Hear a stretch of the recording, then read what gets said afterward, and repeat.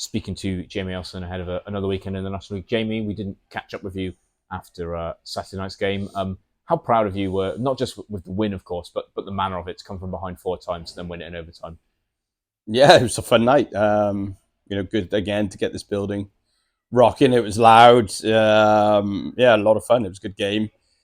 Proud of the guys. I think we battled hard. We've talked about like we're going to battle right to the end and show some pride, and I think we did that. And I think that was clear to see. I think we're disappointed, to be honest, that we felt generally we played pretty well. We gave up a few soppy goals that we're a little disappointed with. That we felt were against the run of the game, really. So a little disappointed, really, that we had to win it in OT. Felt like we were good enough to win it in 60, but yeah, give the guys credit. We hung in there even when a couple of bounces and calls weren't going our way, and we showed that we've still got that character and desire to be in games and fight like that and find a way to get over the line. And it was a lot of fun to get the win and like I say, just see everybody on their feet and some smiles again. Sunday, it feels like I'm going to say probably the same thing I did last weekend. A slow start that has really cost you points in the end. Yeah, it's something we've been chatting about quite a bit this week. It's something that's a habit right now, and we're trying to get to the bottom of why that is. But it's not one, two. It's been a string of Sundays here where we've just started really poorly, and ultimately it's costing us points because like this weekend we're 3-0 down in, I'm not sure what it was, 12, 15 minutes. The weekend before in Peterborough was the same, 4-0 down. Both nights then we find a way to turn it around and probably finish the game as the stronger team. And we lose both games by a goal, and you're kind of looking back at that slow start and how much it costs us. And even the weekend before that, if you go back one more, we were in Telford, we won 3-2, but we actually started 2-0 down in that first period with a slow start. And Ben Norton made a few big saves in the opening 20 to keep the scoreline respectable. So yeah, it's certainly an issue that we've been speaking about quite a bit, and we're trying to address and get to the bottom of why it is. But it's frustrating because I think we're putting in a lot of work right now, and we're kind of letting ourselves down by mentally not being ready to start when the first puck drops. Well, I'm sure with a double away weekend coming up, you're hoping it's a Sunday issue and not an away issue. You start in Swindon, a building you've already won in this season, one of the best wins of the season, I'd say, in terms of a complete performance. You go there trying to replicate that against a very good Swindon team. Yeah, the Swindon games are always fun.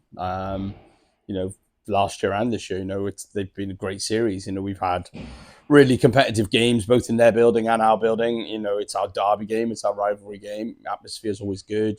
Two teams who really want to win. So all the games have been a ton of fun to play in. But we've shown last year that we can go in that building and play, and we showed it on Boxing Day that we can go in there and play. So that gives us confidence that we can compete with those guys. But since we saw them last over Christmas, they've obviously had a terrible start with everything that happened at the rink, and everything that they had going on as an organisation. And credit to them for keeping that train going. But since they've got back in their building in December, like they've climbed the standings. They were in a whisker of making the cup final. So they're a really good team. They're deep. They've got a ton of offense. So it's the same story. We have to respect them. We have to go there and understand that they're a good team who can really put in a big display. But we have to go there and battle. And I think every time we've played Swindon, the one thing that we have managed to do is find a really good battle and compete level. Would some of that down to, especially on the road, be down to the travelling support? Last time you were there was a lot of Pitbulls fans in that crowd. It's I think still somewhat limited attendance in the rink at the moment. How important are those fans behind you I'm going to be on Saturday? Yeah, obviously. It's going to be a weird one this weekend, not being at home for one night, being on the road both nights. But the lucky thing is, we're only 30 minutes up the road Saturday in Swindon, and we're expecting a ton of Bristol fans getting on the road to come and support us and hopefully make it feel not quite such an away game. And to be honest, the nights we've been in there, like Boxing Day, the atmosphere is superb. So, credit to the fans who come up. And, the one thing we'll be saying to our guys is, there's going to be a lot of travel support. We want to make sure that we turn up and put a display in like we've been doing here on the last couple of Saturday nights. So, it makes a big difference. It makes it fun. Sunday, you travel to Raiders, a team who are in really good form, and you've struggled against this season. You obviously some reasons for that. Obviously, you played them twice during the when you had a couple of guys away for GB under 20s. I assume you want to go there and show them that you're a much better team than what you've perhaps shown so far this year. Yeah, definitely. The last time we were in that building, obviously the score was pretty ugly and we were down some bodies, but you can't use that as an excuse. The game performance and the scoreline wasn't right. Wasn't acceptable. So I mean, there's that. First of all, we want to go back into that building and correct that and play with a little bit more pride and passion than we did that night. But it's another game and 2 points on the table. Like, they're battling for the playoff spots, so they're going to be coming into that game, desperate for 2 points, and we have to go there and play the same way. We have to find a way on a Sunday to put in a 60-minute performance. We've got some targets here for the last couple of weekends about how we want to finish, and I think generally over the last sort of 6 games, you can see, the effort and the passion and the performances have been way better, and we're pushing the ship hard here to make sure that continues right through to the last game. One of the players you were missing those 2 weekends without GB under-20s was Jacob Whitesay. They've announced him as re-signing here for 2 years. How important is he as a future or a player of the future for the Pitbulls? Yeah, massive. Massive. It's a great addition. I say addition. It's a great returnee for the organisation. Bringing him in this year, we knew exactly what Jacob had in the tank. We kind of knew what his potential is. I think first and foremost off the ice, he's an absolutely great character, great kid.